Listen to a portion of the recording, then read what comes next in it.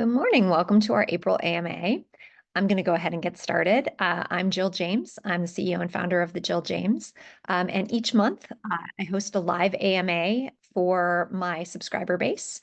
So I want to start out at the top this week or this month with going over some reminders. Today, we're recording on April 11th. We always do this on the second Thursday of the month at 10 a.m. So, hey, Heather. This month in particular for April, we have a whole bunch of deadlines coming on Monday. And so I wanted to start just by reminding folks who may be watching this later, just of April 15th deadlines for US taxes that we need to be aware of. So I'm going to pull up my list to make sure I don't miss them. Okay, so Monday, your final 2023 tax returns are due, or you have to file an extension. That's also true in states. So your state tax returns are due, or you have to file an extension. Regardless of whether you file an extension, you need to be within either your safe harbor limit or 90% of your tax due to avoid penalties. So just because you extend, it doesn't mean you don't need to pay something in by Monday to make sure that you're kind of within the range of avoiding a penalty on your taxes. Monday is also the first estimated payment for 2024. It's kind of a mean double whammy, but the IRS does double up, as do states, and ask by April 15th that you look at your Q1 close and see if you were significantly profitable, that you make an estimated tax payment. If you are also under withholding or something like that, you need to make it up. So if you're new to self-employment and you haven't been making estimated taxes before, this is probably something you should check in on if you are, highly profitable, if you're making a good deal of money every quarter. And then the final one, for those of you in California, if you are an LLC, you need to file your Franchise Tax Board $800 annual payment by Monday. You can go onto the FTB website and do it pretty much in real time, pull from a bank account or use a credit card. So that something is due Monday, no extensions. You have to pay your $800 each year. Let's see, other things that kind of lock out on Monday. One of them is personal IRAs. So if you intended to use a Roth IRA or a traditional IRA for 2023, before you file your taxes or by Monday, that money has to be on its way to your brokerage. So just in case you're not familiar with it, the max you can put in is $6,500. You can do less, but up to $6,500, or if you're over 50, $7,500 in a personal IRA, whether traditional or Roth.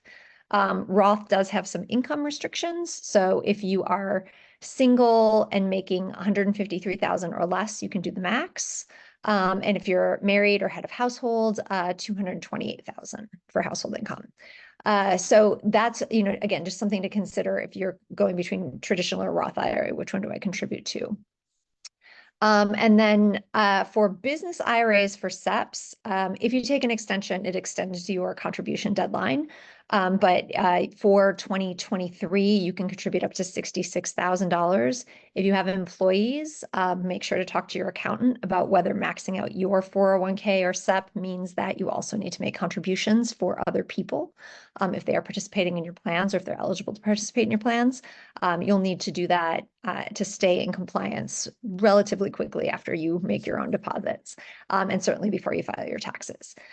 So lots of money moving today, lots of deadlines in the next few days. Let's see, Heather just popped in the chat. If you're in a state that requires business personal property taxes on assets, 4/15 deadline. Yes. Let's see, that's our property tax deadline in California is, or most counties, also early April, mid-April. Just so much money, all the money going out the door. So lots on taxes. If you do have other tax questions or points of concern, please feel welcome to pop them in the chat. Let's see. Okay, so that's all the reminders. I'm going to jump into the first question that I've gotten. And if you have questions along the way, please feel welcome to raise your hand or pop them in the chat, and we'll take questions in real time from the folks who are on the call as well. Okay, so the first question is, how do I decide how much to pay myself? So I've been thinking about this question, and I'm actually going to write about it in the newsletter next week because this is too nuanced. It's several different things. So I'm not going to be able to explain them all, or this would, I mean, it could be our entire hour here, but there's a lot of nuance around how you pay yourself. So the big picture is how much can you pay yourself, right? If that's the question you're trying to decide. Some folks use what's called a profit first model, where they look at this is the total amount of sales or revenue that I have. I'm going to owe this much in taxes, and then I want to pay myself this much. That leaves everything else I need to run my business. So in a profit first model, you would take your money out first, or the allowance that you want to have for yourself, and then the allowed amount, you would stay within that budget for the rest of your business expenses. If you're not familiar with profit first and you're new to running a small business, it's a good model to help you kind of just understand what's flowing through your company, what you could pay yourself. There are lots of resources online, or it's a long-standing book. You can get it from your public library, or lots of recaps from different accountants on how profit first works. The other piece to think about, and I think the one that I see missed a lot, is what do you want your total compensation to be? So we often, when we're coming from a job, we think about we just get our wage and salary.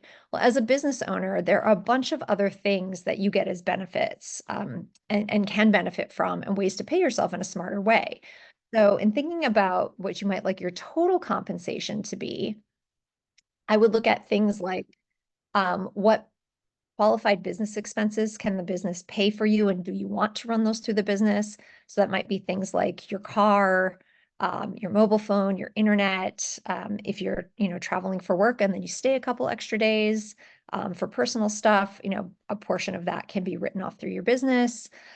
So there are things that you would pay for post-tax in your normal life that you will benefit from by paying through your business that are qualified business expenses. So understand, what qualified business expenses you do want to run through your business, and then look at those, within your total compensation, because that brings down money that you have to pay yourself to pay those bills, but you are benefiting.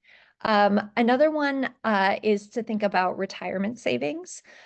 So I just kind of recapped the amounts that you can put in, but a SEP or a 401k in a given year, next year it'll be $69,000, or for this year, I'm sorry, for 2024, it's almost $70,000. So that is a big amount of money, right? When you were an employee, you probably got maxed out around 20, 22, depending on the year. Now there's a big overhead that you can kind of defer from taxes by putting into a retirement account. So if you're saving for your own retirement, that's compensation for you. Granted, you can't touch it right away, minus a couple of exceptions, but it's a way to kind of defer from tax and save it for yourself. So retirement savings, I would certainly look at within your total compensation. And so take, kind of what you want to pay your bills and compensate yourself in real time, what you're running as qualified business expenses, what you're saving for yourself in retirement, and look at the big picture of what the business is doing for you in your total compensation, and figure out then, again, what are you paying yourself week to week, month to month, and what other benefits are you getting?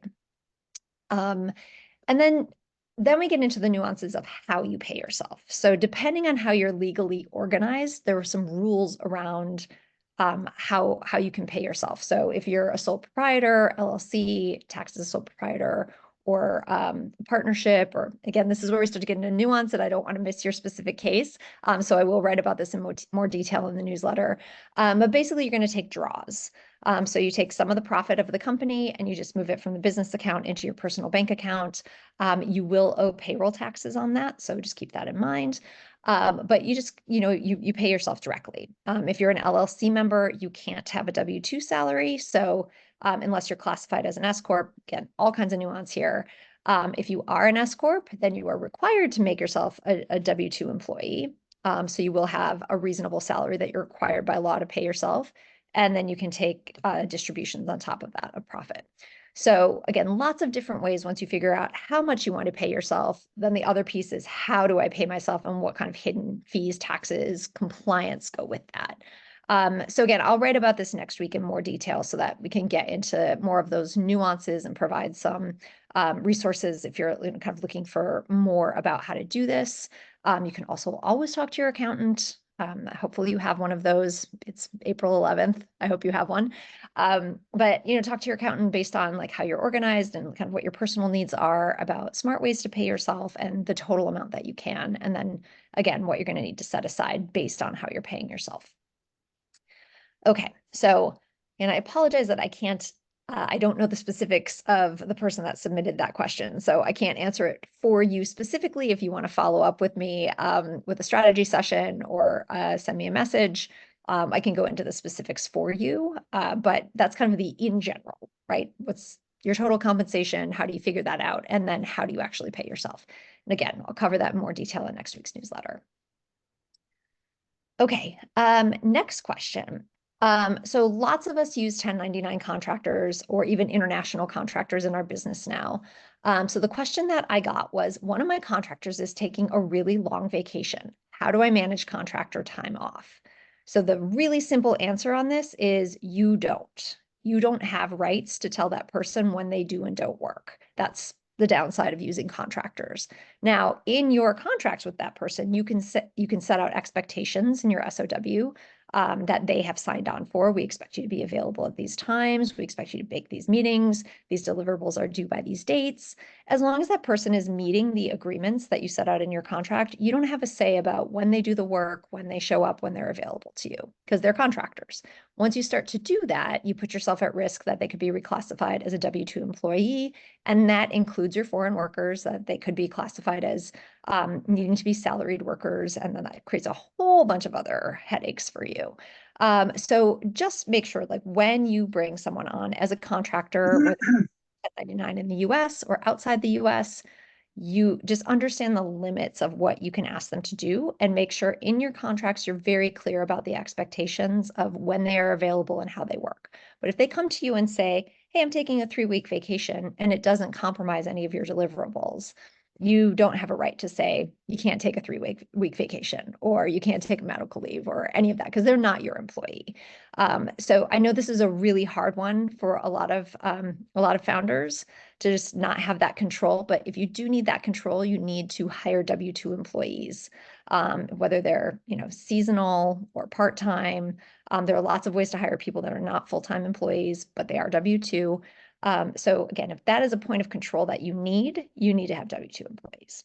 And you need to establish time off policies. But if you start doing that for people who are contractors, that can get you in a lot of trouble and have a lot of back tax costs.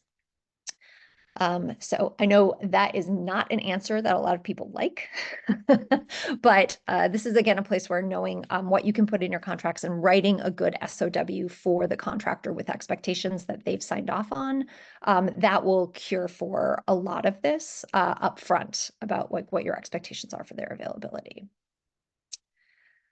Okay.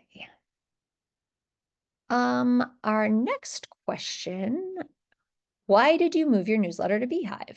Oh, so if you got this week's newsletter, I moved over to a new platform called Beehiiv, which is kind of in the Substack, Medium, Beehiiv kind of product newsletter thing.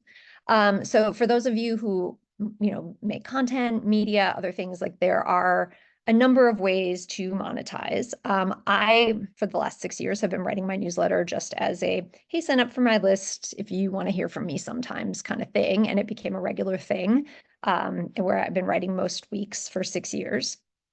And I decided this year that I wanted to separate that from just purely a marketing vehicle and cultivating with potential clients because I realized there are a lot of people who are reading, like as I'm traveling and talking to people, they're like, I'm going to start, I follow you because I'm going to start a business someday, or I want to learn about this. And so it's become more than just, hey, here's what I do, here's some stuff we could work together on. I want to just be able to write about what's right, for folks that, that come on here and ask questions. Like I want to be able to answer those questions without consideration of, are we going to work together in the future? Or what does that mean? So I separated the newsletter into its own product line within my business. And I decided to move it over to Beehiiv because they have a lot of good monetization features and reach. They have a referral program. Also, some of the speech policies on the other platforms I was not on board with, particularly for Substack, just not aligned with my business in terms of the kind of people that I work with, not supported in Substack. They're taking a very libertarian stance on hate speech, and that's just not okay with me. So I took a while to review lots of platforms.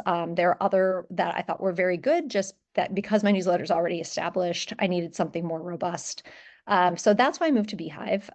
I've gotten a couple of questions already in DMs about why I chose it and how it works and other things. So if you do have questions about that, why I chose it or how we got set up on it, please feel welcome to reach out. So thank you for that one, and I hope you'll enjoy. One of the things that I am most excited about, my old provider didn't have an archive. So if you missed a week or you didn't open the email or, kind of when you came on, there was nothing previous that you could look at. So we've moved all the newsletters from 2024 into a Beehiiv archive, which I just put into the chat.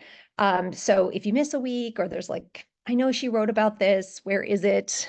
You can go into the archive there, and that's just open, right? So you don't need to be a subscriber. You can look at the archive anytime, but those are on delay. So if you want the latest newsletter, you'll still need to subscribe. If you don't mind waiting a few weeks to get the back catalog, then that's great too. Okay. Other questions. And if you have any questions, if you're on live, please feel welcome to pop them in the chat. I don't have a ton of questions today because I think a lot of things that have just keep coming up are around taxes, tax deadlines, IRAs, which we covered at the top. So I don't want to get super redundant on that. Let's see. Okay. Let's see what I can do here.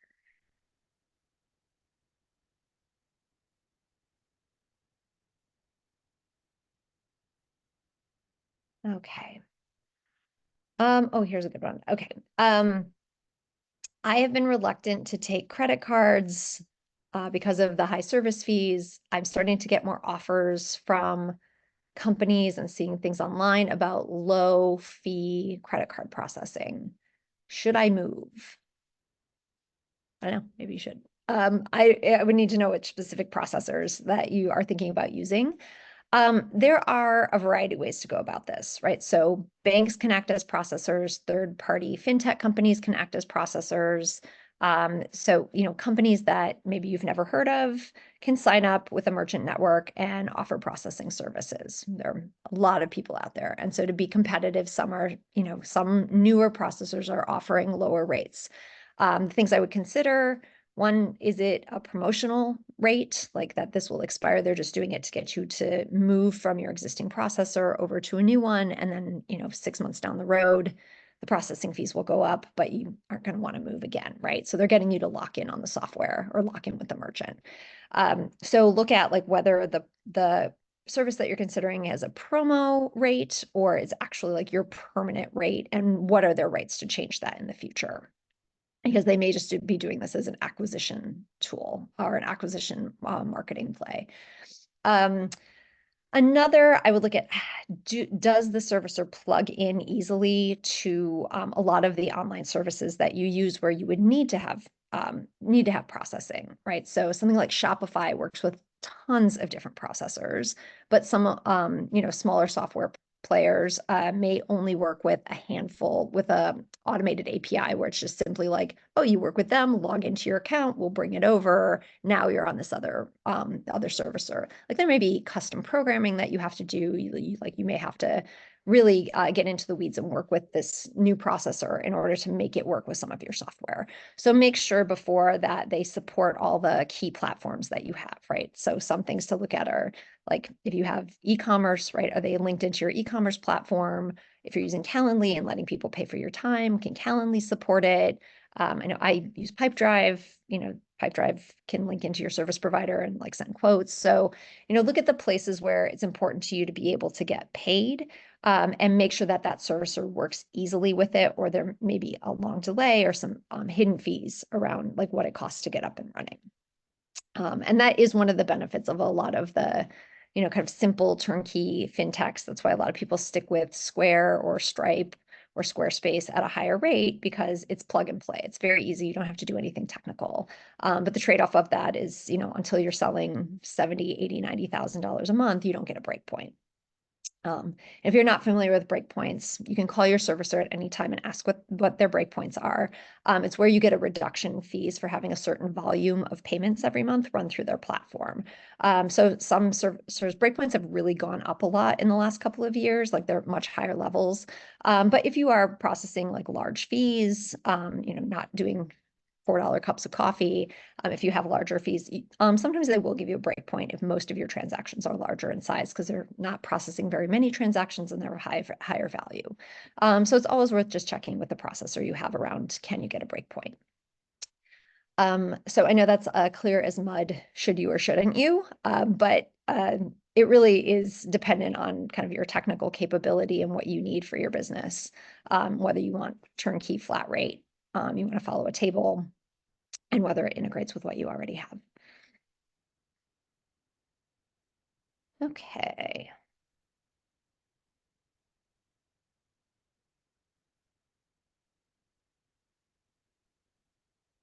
I missed my S Corp election deadline. Am I out of luck for this year? This is another maybe. Oh, maybe questions today. Sorry. So if you missed the S Corp election deadline, or you've realized that you will be more profitable at some point in the year than you thought you were going to be, and you want to try, you can try to do for a late S Corp election. It's not guaranteed, and you do have to start behaving as if just in case you're approved. But there is a box on the form where you elect S Corp where it says, like, if it's after the 15th of March, tell us why you didn't do this on time. So you can write in like, talk to my accountant minute, we didn't get the paperwork done on time, or whatever. I've seen lots of different reasons in that box written by accountants. So just talk to your accountant about like what a reasonable explanation is for why you didn't make the deadline, and you can submit it and see if you're approved.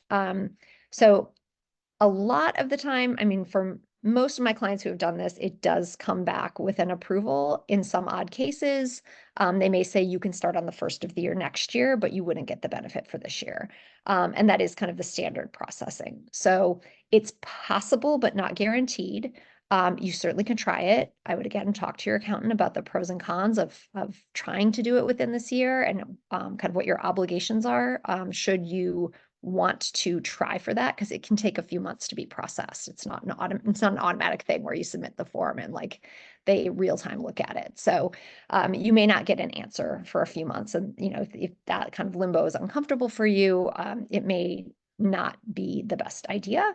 But if you want to go for it, if it's a significant savings, it's certainly worth trying. So talk to your accountant about how to file a late S Corp election and the pros and cons and risks around that, and make sure that it's right for you. Okay. I don't have a lot more. All right, this is my last one. Yeah, that's what I have. So if you do have any questions from and you're on live, please pop them in the chat. I'll get to those, but otherwise we'll do this one and we'll wrap up. Let's see here. I'm hiring my first employee. What kinds of things do I need to do? Okay, that's a meaty one. So for your first employee, if you are not an S Corp and have not already set yourself up as a W-2 employee, you will need to file with your state, Department of Labor or similar, and to become an employer. So you also, if that person is not in your state, you'll need to apply in their state to become an employer. So you need to get registered with the Department of Labor in the state where that person is, to have an employment ID. And start to get your rates for unemployment tax or unemployment payments, and also for withholding for them through payroll. You're probably also going to want to start to use a payroll company. So, kind of look at a lot of small businesses choose to work with Gusto. It's pretty straightforward. There's a link to it in my resources page if you want to check it out. that's a good, kind of way to set, you need to set a payroll depending on if they are hourly or salaried. Your state might have a frequency that you have to pay the person on. A lot of states have, if someone's being paid hourly, they might have to be paid as often as weekly, no longer than biweekly. So, check the rules about how frequently the person has to be paid. Do you have to keep time cards, or are you paying them on a salary? You'll need a letter clarifying what you're offering in employment. Um, with one employee, it's nice if you can make the decision to decide how your paid leave is going to work. Like, are you offering sick time, anything like that? You're not obligated to do it, except for in a handful of places where people are guaranteed sick time. So again, check your local regulations and make sure that if you need to have a mandatory sick time policy, that you're kind of communicating that, because that is your obligation from the first day. So those are the big ones, register with your state, make sure that you're registered in the state that they live in, because that's a big one that people miss. You have to be both in your state and their state. Let's see, look for a payroll provider, understand that, what your contributions are for unemployment taxes, for payroll taxes. It's if you are using a payroll provider service, they will walk you through a lot of these things. So there are a lot of compliance, the risk of missing things in compliance. And that's one of the benefits of using a kind of turnkey onboarding HR payroll system that's geared to small business, because there will be checklists of, hey, these are things that we don't have in our system yet, so we can pay this person. So would you like us to help you do that, or send you, kind of this checklist with links of who you contact for your area.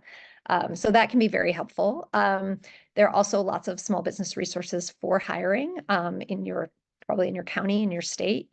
You can call Economic Development Board. They have a lot of programs for helping you get up to speed in terms of making hires, because of course they want you to hire people because it helps their tax base. So if you are confused about it, again, look for resources, talk to your accountant, go through the steps on the payroll provider that you choose. But hiring an employee it takes a little bit to get them up and running. It's a little bit of, a compliance task, and understanding the rules so that you stay on the right side of whatever local, state, and federal requirements that you have for that employee. Okay. That is all the questions that we got in for this month. Any from the crowd? I'll wait just a second. I will pop in here. I updated add an event here with the calendar. Our next event in May is on here. So if you haven't yet added the AMAs to your calendar, you can click on the link in the chat. That will put the rest of the year's events in with the Zoom link included. Notice last month that wasn't the case, so you were only able to get it if you joined or had it from the email. So now the Zoom link will be in in your calendar if you use the add calendar link. Okay. Well, we've got. So I hope you have a great April. Good luck with all the tax filings and money movements that need to happen in the next few days. Certainly take advantage of that extension if you need it. Get it filed on time. And we'll be back here on the second Thursday in May at 10 a.m. Can kind of count on that one for the rest of the year, and submit your questions as we go, and I'll see you next month. Thanks for joining.